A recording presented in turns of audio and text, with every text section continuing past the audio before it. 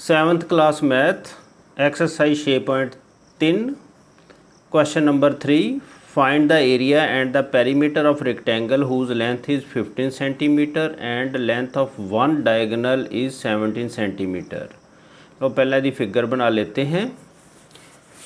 लो जी मैंने फिगर बना ली है, जहाँ मुझे लेंथ दी थी, लेंथ ड्रा कर दी 15 सेंटीमीटर। डायगोनल जी रेक्टेंगल का डायगोनल AC है, आपको पता ही है डायगोनल किसे कहते हैं।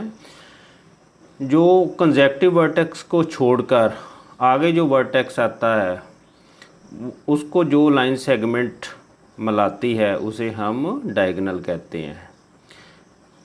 AC is the diagonal. इसकी लेंथ दी हुई है 17 सेंटीमीटर। रेक्टेंगल आपको पता है जो एंगल बनते हैं रेक्टेंगल में, इंटीरियर एंगल वो 90 डिग्री के होते हैं और अपोजिट साइड्स इक्वल होती है और पैरेलल भी होती है। जे इक्वल और पैरेलल है, जे भी इक्वल पैरेलल है। लो इसकी length of rectangle L is equal to AB, आमतौर पर हम स्मॉल l लेटर से डिनोट करते हैं, equal to 15 centimetre. Diagonal AC 17 centimetre 17 centimetre. हुन in right angle triangle ABC, ये राइट एंगल ट्रायंगल ABC ले लेंगे, जहां हम लगाएंगे Pythagoras theorem. AB square plus BC square is equal to AC square by Pythagoras theorem. AB 15 का square plus BC square equal to 17 square, 15 का square 225 plus BC square is equal to 289। अब 225 दूसरी तरफ ले जो सब्ट्रैक्ट कर दो तो ये आ गया 64, तो BC स्क्वायर आ गया 64। तो इसे आप ऐसे भी लिख सकते हो, ऐसे भी 8 का स्क्वायर करके भी लिख सकते हो। BC square is equal to 8 square, तो फिर सीधा ही लिख दो BC इक्वल टू 8। चाहे ऐसे लिख लो BC multiplied by BC equal to 8 multiplied 8, तो BC कितने बराबर हो जाएगा, 8 के बराबर।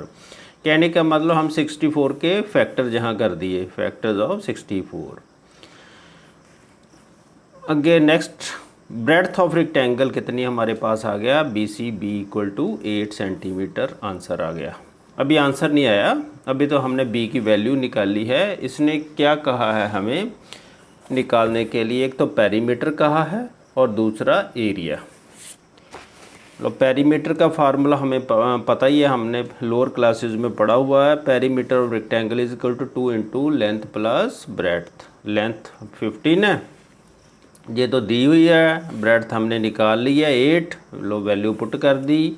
पहले ब्रैकेट को सॉल्व करो, 15 जमा 8 23, 2 मल्टीप्लाइड बाई 23 आ गया 46 सेंटीमीटर। एरिया ऑफ रेक्टेंगल का फार्मूला में पता ही है, लेंथ गुना ब्रेड्थ। वैल्यू पुट कर दो, 15 multiplied by 8 equal to 120 square centimetre. जो एरिया होता है वो स्क्वेयर सेंटीमीटर में होता है, ऐसे भी लिख देते हैं, सेंटीमीटर स्क्वेयर भी लिख देते हैं, चाहे ऐसे लिख दो। Question number 4, 15 metre long ladder है, पौड़ी कहते हैं जिसको, सीढ़ी विंडो तक, इतने विंडो आ इतों तक पहुंच गई है।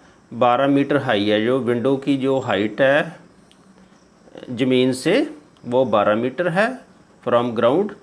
Against the wall find the distance of the foot of the ladder from the wall. अब फुट ऑफ द लैडर आ वाल है, आ दूरी कढ़नी है। कहने का मतलब जहाँ इसने लिखा हुआ ए की वैल्यू निकालनी है। लो पहले फिगर बना लो। ये विंडो है, विंडो तक ये लैडर गई हुई है। ये फुट ऑफ द लैडर है, ए भी हमने निकालनी है, इसे ए लिखी हुई है वैल्यू। इन राइट एंगल ट्रायंगल ABC, क्योंकि ये 90 का ही कोण बनाती है, वाल ज़मीन से ग्राउंड से। AB square plus BC square किसके बराबर होगा, AC square by Pythagoras theorem. AB को A लिखा हुआ, A स्क्वायर, BC है 12 का स्क्वायर इक्वल टू 15 का स्क्वायर। ये AC डायगोनल बन गया 15 स्क्वायर, तो 12 स्क्वायर दूसरी तरफ ले जो माइनस हो जाएगा। A स्क्वायर आ गया 15 स्क्वायर 225 माइनस 12 स्क्वायर 144, सब्ट्रैक्ट कर दो 81 आ गया। 81 को हम 9 स्क्वायर लिख सकते हैं। तो A गुण, चाहे ऐसे भी लिख दो, A गुणा A equal to 9 multiplied by 9। ये एक्स्ट्रा स्टेप भी कर दोगे तो कोई बात नहीं। A equal to 9 centimetre. The distance of the foot of the ladder from the wall is equal to 9 centimetre. ये आंसर आ गया। Question number 5, the sides of rhombus is 5 centimetre if the length of one of diagonal of rhombus is 8 centimetre. एक diagonal की लंबाई दी हुई है, तो find the length of other diagonal. तो दूसरी डायगनल की लंबाई हमने ढूंढनी है। ये मैंने रोम्बस की फिगर बना दी है, इसकी ईच साइड 5 सेंटीमीटर दी है। रोम्बस किसे कहते हैं? वो पैरेललोग्राम जिसकी कंसेक्टिव साइड्स इक्वल हो। कंसेक्टिव हो तो सभी साइडें बराबर हो जाती है। तो इसके जो डायगनल है एक दूसरे को 90 डिग्री पर बाइसेक्ट करते हैं। ये 90 डिग्री के एंगल पर, सभी एंगल ये 90 के हैं। ये डायगनल AC हैं, BD हैं, और एक दूसरे को बाइसेक्ट करने का मतलब होता है एक दूसरे को बराबर बांटते हैं। कहने का मतलब AO बराबर OC, BO बराबर OD। Diagonals of rhombus bisect each other at right angle, ये मैंने पहले लिख दिया है। इसकी property AC and BD bisect each, AC ते BD bisect each other at right angle at point O, ये लिखना जरूरी है। देयरफॉर AO कितना हो जाएगा? AC हैगा 8 सेंटीमीटर, AO उसका हाफ ही हो जाएगा ना AC का, तो वो कितना रह गया? 1/2 मल्टीप्लाइड बाई 8, तो 4 सेंटीमीटर। इसका मतलब AO की वैल्यू कितनी हो गई? 4 सेंटीमीटर। कहने का मतलब ये 4 सेंटीमीटर हो गया। हुण इन राइट एंगल ट्रायंगल AOB, जहाँ हम पाइथागोरस थ्योरम लगाएंगे, 90 के सामने वाला हाइपोटेन्यूज होता है AO square plus OB square is equal to AB square by Pythagoras theorem. AO हमें पता चल गया 4 सेंटीमीटर है, तो 4 का square plus OB square, AB है 5 का स्क्वायर, AB स्क्वायर जहाँ लिख दिया, OB स्क्वायर आ गया 5 स्क्वायर, 4 का स्क्वायर दूसरी तरफ ले जो माइनस हो जाएगा, 25 माइनस 16 9 को हम 3 स्क्वायर लिख सकते हैं। देयरफॉर OB की वैल्यू कितनी आ गई? 3। अब OB 3 है तो BD उसका दुगना होगा, क्योंकि बाइसेक्ट कर रहे हैं। जो डायगनल एक दूसरे को बाइसेक्ट भी करते हैं 90 डिग्री पर। Therefore other diagonal is equal to twice OB, तो 2 मल्टीप्लाइड बाई 3 6 सेंटीमीटर आंसर आ गया। Question 6, A right triangle is isosceles if the square of hypotenuse is 50 metre. Hypotenuse का स्क्वायर दिया हुआ, ये बात याद रखनी जहाँ स्क्वायर वाली। What is the length of each of its sides? Isosceles triangle होती है जिसकी दोनों भुजाएं बराबर है। इसने दो बातें कह दी, आइसोसेलेस भी है, राइट ट्रायंगल भी है। राइट एंगल ट्रायंगल है ABC, ये एंगल B हमने राइट एंगल मान लिया है। ये दोनों साइडें बराबर होंगी। हाइपोटेन्यूज तो बराबर हो नहीं सकता, ये हमेशा बड़ा ही होता है।